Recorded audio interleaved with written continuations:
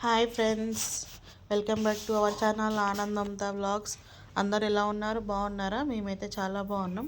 మీరు కూడా బాగుండాలని కోరుకుంటున్నా. నైట్ ఏం కూర వండుదామని అనుకున్నా, కానీ ఏం కూర వండాలో కూడా అర్థం కాలేదు అసలు. ఊకే కూరల గురించి టెన్షన్, ఇప్పుడు ఏం వండాలో అర్థం కాదు అసలు. నాకు ఇదే టెన్షన్, ఎప్పుడు ఏం వంట చేయాలి, ఏ కూర వండాలి, ఇదే ఆలోచన. ఇక రాత్రి అయితే అనుకున్నా అసలు ఈ కూర అయితే ఏం లేదు, ఇక దొండకాయ పచ్చడి ఒకటే ఉంది, మేము కర్రీ చేద్దాం అనుకున్నా. కానీ ఏం కర్రీ చేయాలో అర్థం కాలేదు. ఫ్రిడ్జ్ ఓపెన్ చేస్తే ఒక క్యాప్సికమ్ ఉంది, 2 టమాటాలు ఉన్నాయి, మెంతం కూర ఉంది. ఆ 3 కలిపి మెంతం కూర ఆకు తెంపి పెట్టుకున్నా, టమాటా కట్ చేసి క్యాప్సికమ్ కట్ చేసుకున్నా. ఇక వాటిని అయితే రెడీ పెట్టుకున్నా ఏమేం కావాలో. పొయ్యి మీద అయితే గిన్నె కడాయి పెట్టి నూనె వేసి ఉల్లిగడ్డలు, జీలకర్ర, ఆవాలు, అల్లము, పసుపు ఇవన్నీ వేసిన. ఇవన్నీ వేగాక మెంతి కూర ఆకైతే వేసినాక టమాటాలు, క్యాప్సికమ్ అన్నీ వేసి కలిపి కాసేపు అయితే పక్కగా పెట్టుకున్నా. ఇక కొంచెం సేపు అయినాక మళ్ళీ దాంట్లో కొంచెం కారం, ఉప్పు అన్నీ వేసి ఉడకబెట్టాను. చాలా మంచిగా ఉడికినాక నూనె పైకి తేలుతుంది, ఇట్లా పైకి తేలితే కూర రెడీ అయినట్టు ఫ్రెండ్స్. ఇక రెడీ కాగానే దించేసి మా బాబుకి వేసిన కూర. ఆ బాబుకి ఆకలి అవుతుందని చెప్తే కనుక అన్నం వేసి మళ్ళీ కూర వేసి ఇక తినమని చెప్పిన. తిన్నాడు. కూర చాలా బాగుంది మమ్మీ అని చెప్పిండు. అసలు ఇంట్లో అయితే ఎప్పుడు ఇదే ఉంటుంది, ఎప్పుడు ఏం కూర వండాలో అర్థమే కాదు. మీ ఇంట్లో కూడా అలానే ఉంటే కామెంట్ బాక్స్లో కామెంట్ చేయండి. అలాగే నా వీడియో నచ్చితే మీకు ఒక లైక్ చేయండి, సబ్స్క్రైబ్ చేయండి. కొత్త వాళ్ళు వీడియో చూసినట్టయితే మా ఛానల్ని సబ్స్క్రైబ్ చేసుకోండి.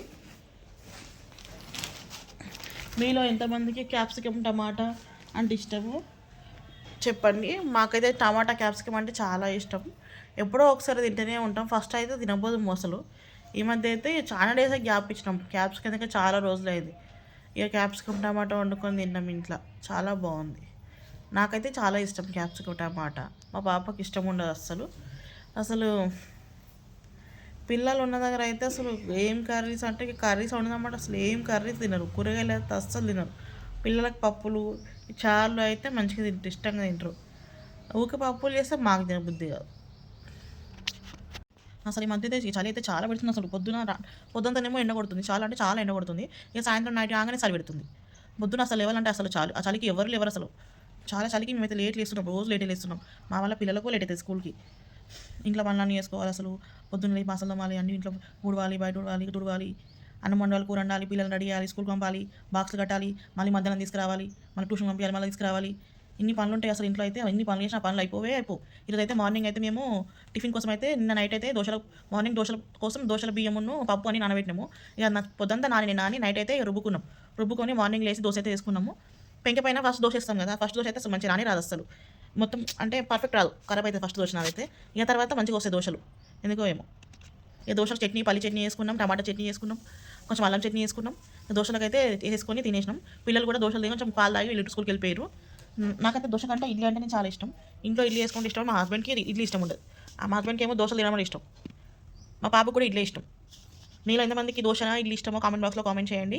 అలాగే హెల్త్ పరంగా అయితే బయట టిఫిన్స్ కొనుక్కొని తినేవాళ్ళు ఇంట్లో చేసుకొని తింటే చాలా టేస్ట్కి మంచిది, హెల్త్కి మంచిది, మనీ కూడా సేవ్ అవుతుంది.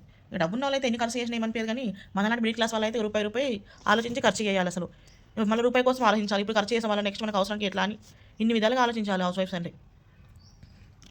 అందుకే అంటారు కదా, సముద్రమైన ఈదుతారు కానీ సంసారాన్ని ఈదలేరని చెప్తారు పెద్దలు. అందుకని ముందు ఇలాంటి వ్యవస్థ తెలియదు కాబట్టి చూసి ఖర్చు చేసుకోవాలి.